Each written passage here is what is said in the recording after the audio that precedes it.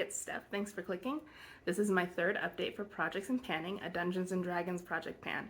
Allie of Wonder in Alleyland created this project as a Fantastic Ladies collab. It started on October 15th and it ends October 15th. She took some of the elements of Dungeons & Dragons and turned it into a panning game. There are 5 steps.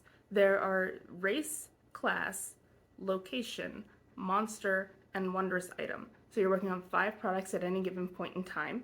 You can choose them however you want. I'm doing it randomly. And I've also added an element of telling a story through this. So far, here's what's happened. Elyas Reedgrove, a halfling rogue, was staying up late at his favorite tavern. He arrived home in the early morning to find his house in shambles, and his wife informed him that their daughter Orani was taken by a dragon into the Forbidden Forest. Elyas set off on his quest to rescue his daughter. He went into the Forbidden Forest and found that his daughter was brought as a tribute to Tiamat, the Queen of the Dragons. He used the Deck of Illusions to distract her while he snuck past her to rescue Orani. Orani had a fellow prisoner, an elf named Loraphine Nightflower. Loraphine went with them to escape, first grabbing the Bloodwell Vial from the treasure trove. They felt evil, she felt Tiamat shouldn't have it, and she doesn't have a plan for this yet, because as they were trying to flee from Tiamat, one of her dragon guards saw them and gave chase. Elyas and Loraphine were battling the dragon when Orani spotted somewhere for them to hopefully escape to. They went into the abandoned mine, still pursued by this dragon. So when we left them, that's where they still were. They were in the abandoned mine. The dragon was still breathing lightning at them. It's a blue dragon. Blue dragons breathe lightning. And we'll see how the battle's going. Loraphine is an elf. An elf is something permanent or in a pen style. I've been using this Aesthetica liquid eyeliner in the shade black. I had never used this style of eyeliner before, so there's a learning curve involved in this. At the last update, I used it 6 times. I used it 6 more times, so I exceeded my goal of 10 and used it 12 times.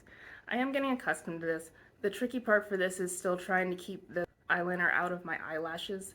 It tends to stick in my eyelashes and then it looks clumpy. But I have met my goal on elf. Loraphine is a bard. A bard is a music-themed item, and I went with this Natasha Denona eyeshadow. It's a sample from the I Need a New palette, but the shade name is called Muse, and so muses inspire music. It's also the name of a band. My goal is to use this 16 times. At the last update, I had used it 7 times. I am now up to 12.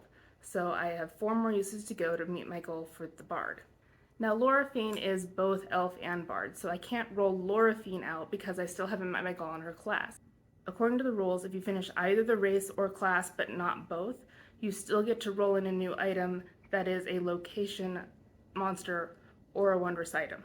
That way you still get to work on 5 products at one time while you still haven't met your goal on the character. Our heroes had just entered the abandoned mine to take shelter. The mine is something that's mineral themed, and I was using this Au Naturel cream shadow in the shade White Quartz. My goal is to use this 12 times. So far I have used it a total of 6 times, so I am halfway there, and so they're halfway through their journey through the mine.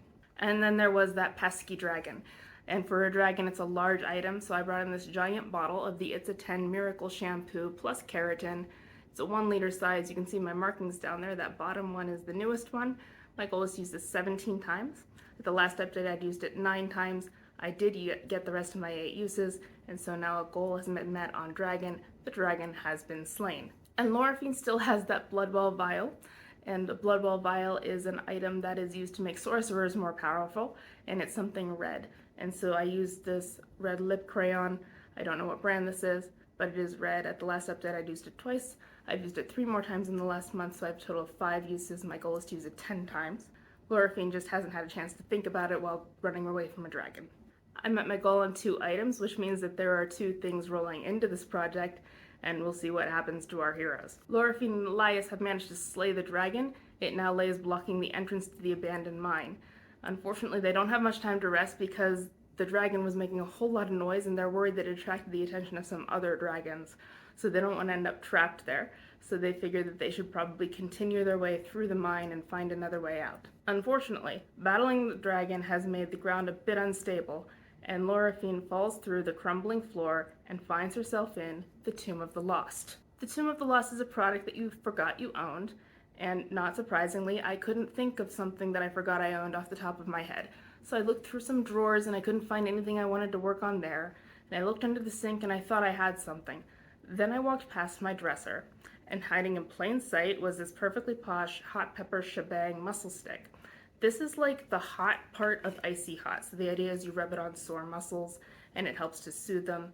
This also does work for menstrual cramps. So while I'm waiting for Midol or Pamprin to work, I'll put it on my abdomen and it's a bit soothing like a hot water bottle would be. The way I've been choosing goals for locations has been based on character speed.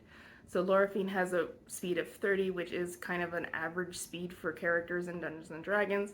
My kind of average goal for this project is 10, so my goal is going to be to use this 10 times in order to get Loraphine out of the Tomb of the Lost. Loraphine doesn't get much of a chance to get her bearings because as she's sitting on the floor of the Tomb of the Lost, she is attacked from behind. I'm going to use this D10 to determine what kind of attack it was.